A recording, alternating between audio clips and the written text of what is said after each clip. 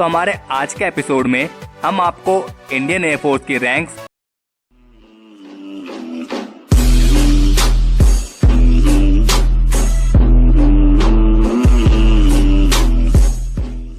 और इंसिग्निया के बारे में बताने वाले हैं। जैसा कि आप सभी को पता होगा, इंडियन एयरफोर्स दुनिया की चौथी सबसे स्ट्रॉन्गेस्ट एयरफोर्स में आती है, जो 8 अक्टूबर 1932 को ब्रिटिश एम्पायर के सहायक वायुसेना के रूप में स्थापित की गई थी। इसलिए इंडियन एयरफोर्स का रैंक स्ट्रक्चर भी रॉयल एयरफोर्स पर ही आधारित है। इंडियन एयरफोर्स में कुल मिलाकर 17 रैंक्स होती हैं, जिनमें सबसे लोएस्ट रैंक एयरक्राफ्टमैन की और सबसे highest rank martial of the air force की होती है।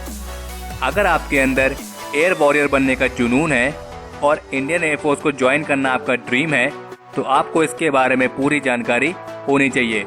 अगर आपको अभी तक इंडियन एयरफोर्स की रैंक्स और इंसिग्निया को लेकर कंफ्यूजन है, तो इस वीडियो को जरूर देखें और हमें पूरी उम्मीद है ये वीडियो देखने के बाद आपकी सारी कंफ्यूजन क्लियर जरूर हो जाएगी। तो चलिए जानते हैं इंडियन एयरफोर्स की रैंक्स और इंसिग्निया के बारे में।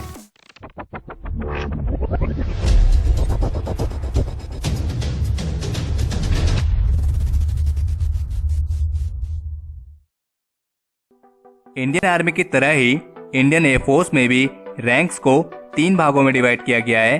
पहली कमीशन ऑफिसर रैंक्स, दूसरी जूनियर कमीशन ऑफिसर रैंक्स और तीसरी नॉन कमीशन ऑफिसर रैंक्स और अदर रैंक्स। तो सबसे पहले बात करते हैं कमीशन ऑफिसर रैंक्स की। कमीशन रैंक्स में सबसे highest rank martial of the air force की होती है, जो कि एक 5 स्टार रैंक है। और इंडियन एयरफोर्स में आज तक सिर्फ एक ही मार्शल ऑफ द एयरफोर्स रहे हैं, वो हैं marshal of the Indian air force Arjan Singh. इस रैंक की पहचान काले और नीले कलर की 5 पट्टियाँ होती हैं, जिनमें सबसे पहली पट्टी बाकी के 4 पट्टी के कंपैरिजन में थोड़ी चौड़ी होती है। कमीशन रैंक्स में भी मार्शल ऑफ द एयरफोर्स से लेकर एयर कोमोडोर तक की रैंक को एयर ऑफिसर रैंक कहा जाता है और बाकी की रैंक्स अदर ऑफिसर रैंक में आती हैं। इसके बाद आती है एयर चीफ मार्शल रैंक। ये rank chief of air staff को दी जाती है।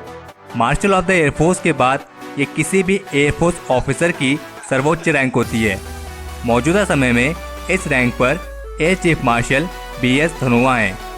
इस रैंक की पहचान नीले और काले कलर की 4 पट्टी होती हैं, जिनमें से सबसे पहली पट्टी बाकी की 3 पट्टी के कंपैरिजन में थोड़ी चौड़ी होती है। एयर चीफ मार्शल के बाद आती है air marshal rank. Air marshal 3 star वाली एयर ऑफिसर रैंक है और ये इंडियन एयरफोर्स की 3rd हाईएस्ट रैंक है। इस रैंक की पहचान नीले और काले कलर की 3 पट्टी होती है और इनमें भी सबसे पहली पट्टी बाकी के 2 पट्टी के कंपैरिजन में थोड़ी चौड़ी होती है। इसके बाद आती है air vice marshal rank.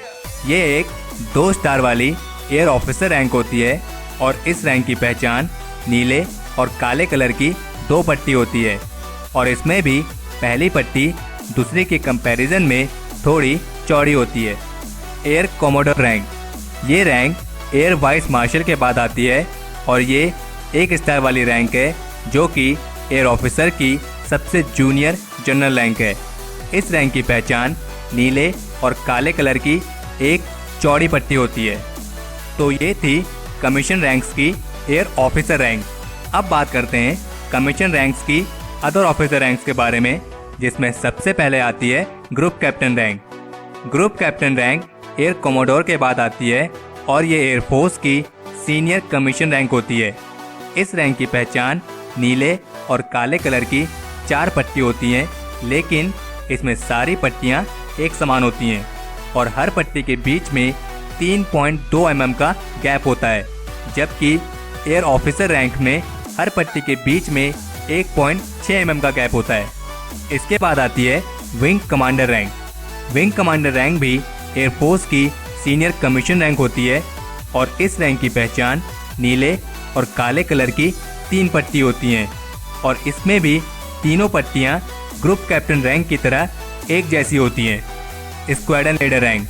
Squadron leader Indian air force की एक अहम रैंक मानी जाती है और इसे सीनियर ऑफिसर रैंक की सबसे जूनियर रैंक भी कहते हैं या फिर इसे सीनियर ऑफिसर रैंक की तरफ पहला पड़ाव भी कह सकते हैं। इस रैंक की पहचान नीले और काले कलर की 3 पट्टी होती है, लेकिन इसमें बीच वाली पट्टी की चौड़ाई बाकी 2 पट्टी के कंपैरिजन में बहुत ही कम होती है।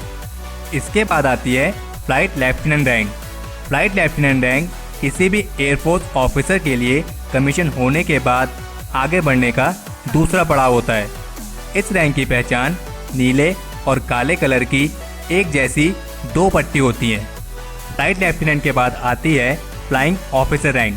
फ्लाइंग ऑफिसर रैंक कमीशन होने के बाद दिए जाने वाली सबसे पहली रैंक होती है। इस रैंक की पहचान नीले और काले कलर की कम चौड़ाई वाली एक पट्टी होती है। तो ये थी इंडियन एयरफोर्स की कमीशन ऑफिसर रैंक्स। अब बात करते हैं जूनियर कमीशन ऑफिसर रैंक्स के बारे में, जिसमें सबसे पहले आती है master warrant officer ranks. Master warrant officer ranks Indian air force की जूनियर कमीशन ऑफिसर रैंक्स की सबसे हाईएस्ट रैंक होती है। इस रैंक की पहचान नीले और काले कलर की 2 पट्टियों के ऊपर राष्ट्र चिन्ह और गरुड़ पक्षी है। इसके बाद आती है warrant officer rank. Warrant officer rank Indian air force की जूनियर कमीशन ऑफिसर रैंक्स की सेकंड हाईएस्ट रैंक होती है और इस रैंक की पहचान नीले और काले कलर की एक पट्टी के ऊपर राष्ट्रीय चिन्ह के साथ गरुड़ पक्षी है। वारंट ऑफिसर रैंक के बाद आती है जूनियर वारंट ऑफिसर रैंक। ये रैंक इंडियन एयरफोर्स की जेसीओस रैंक की सबसे जूनियर रैंक होती है। इस रैंक की पहचान राष्ट्रीय चिन्ह के साथ गरुड़ पक्षी है। इस रैंक में नीले और काले कलर की कोई भी पट्टी नहीं होती है। तो ये थी इंडियन एयरफोर्स की जूनियर कमीशन ऑफिसर रैंक। अब बात करते हैं नॉन कमीशन ऑफिसर रैंक्स और अदर रैंक्स के बारे में।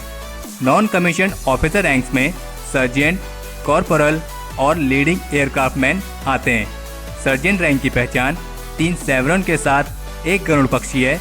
कॉर्पोरल रैंक की पहचान 2 सेवरन के साथ 1 गरुड़ पक्षी है और लीडिंग एयरक्राफ्टमैन की पहचान 2 ब्लेड प्रोपेलर डिवाइस के साथ 1 गरुड़ पक्षी है।